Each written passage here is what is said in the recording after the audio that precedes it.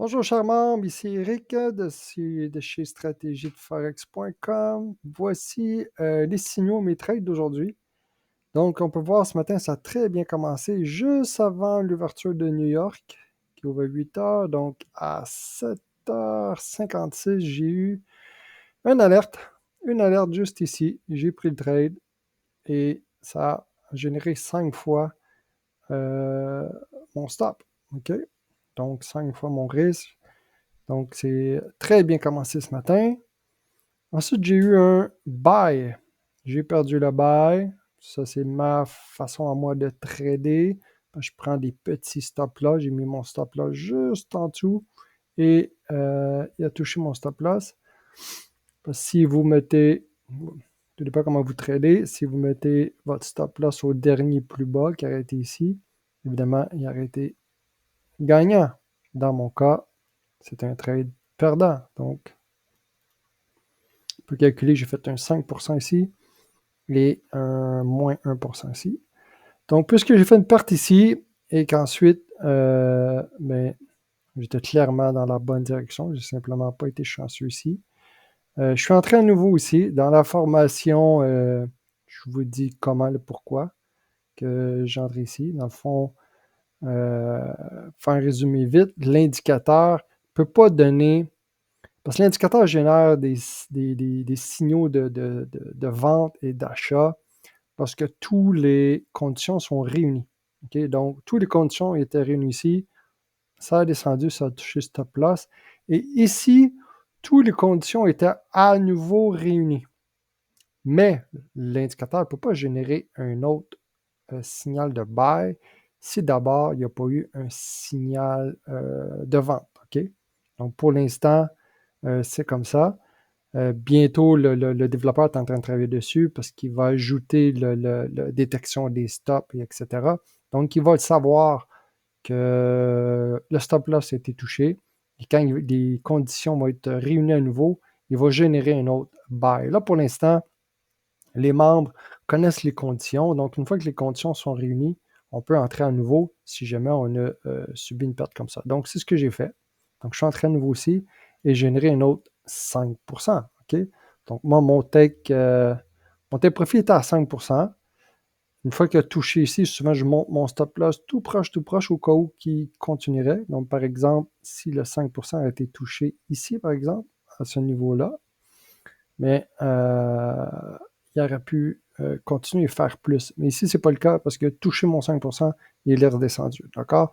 Donc, je suis sorti ici et on voit le potentiel. Ça peut être énorme si vous tradez du genre à prendre le signal jusqu'au prochain signal de vente. Là, ça peut être un potentiel de 15% ici. OK?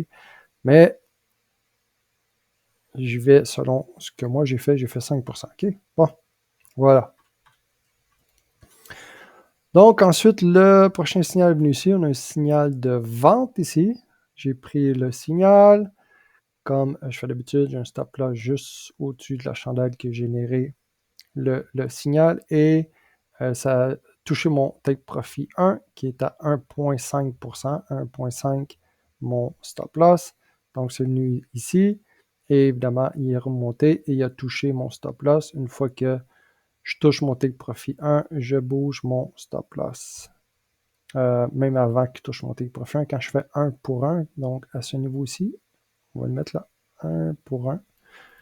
Donc, dès que la chandelle est venue toucher ici, mon stop loss, je le bouge manuellement et je le mets ici, juste en dessous, juste pour protéger. Et si jamais il vire, c'est un break-even qu'on appelle. Un bleu ici, c'est un break-even, je vais vous montrer. Donc, ici, il y a touché mon take profit 1 et ensuite, il est venu toucher mon stop loss.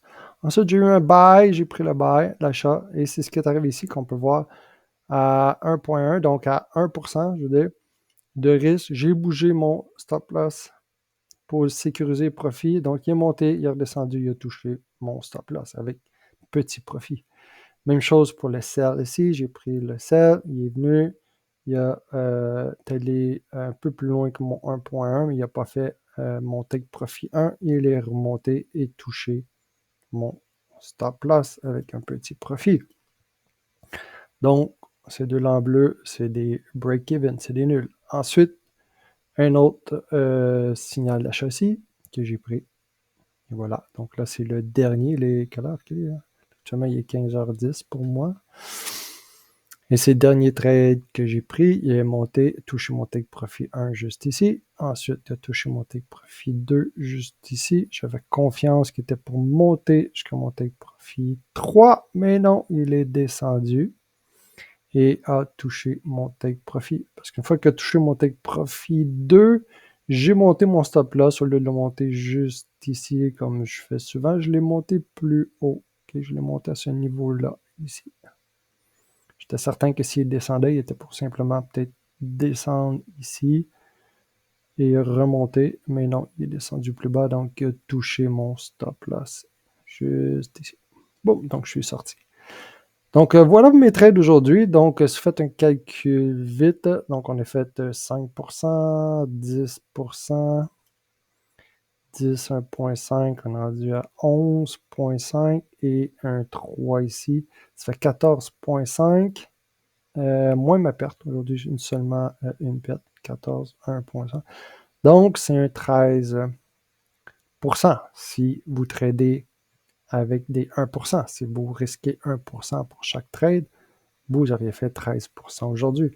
Moi, dans mon cas, je trade seulement avec du 0.25. Donc, j'ai fait plus de 2000 profits aujourd'hui. Donc voilà, si vous avez des questions, gênez-vous pas. Bonne journée, au revoir.